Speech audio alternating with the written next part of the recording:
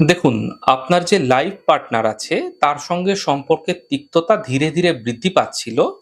কিন্তু এখন তার সঙ্গে সম্পর্কের দূরত্ব হয়েছে এবং সে আপনার থেকে আলাদা থাকছে।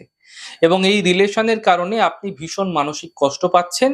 কিন্তু আপনি চাইছেন যেন আপনাদের সম্পর্কটা আবার মধুর হয়ে যাক, আবার ভালো হয়ে যাক। এমন ক্ষেত্রে আপনারা কি করবেন?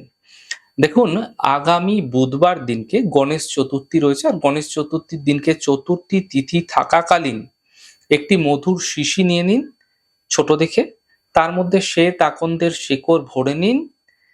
এই মধুর শিশির মধ্যে একটি ছোট্ট সোনার বল, ছোট্ট রূপার বল এবং ছোট্ট তামার বল একটি, একটি করে ভরে দিন এবং আপনাদের দুজনের দুটি ছবি, ছোটই হোক ছবি, দু দুটি ছবি দুটি পিঠে একসাথে লাগিয়ে আপনার মন মতো পারফিউম লাগিয়ে মধুর শিশির মুখটি ভালো করে বন্ধ করুন যেন বাতাস আসা যাওয়া না করতে পারে। এরপর মধুর শিশিটা ভালো করে বন্ধ করে এই শিশিটি আপনি যেখানে শয়ন করছেন, যেখানে রাত্রিবেলা ঘুমোচ্ছেন, শুচ্ছেন, আপনার মাথা যেখানে থাকছে তার কাছাকাছি কোনো উঁচু জায়গায় রেখে দিন। দেখবেন আপনার যে পার্টনার আছে না, সে কিছুদিনের মধ্যেই আপনার কাছে ফিরে আসতে চাইবে এবং সম্পর্কে ধীরে, ধীরে মধুরতা বৃদ্ধি পাবে। তবে এই প্রক্রিয়া যে কোনো দিন করলে কিন্তু চলবে না। মাথায় রাখতে হবে ২৭শে আগস্ট অর্থাৎ বুধবার দিনকেই আপনাকে করতে হবে।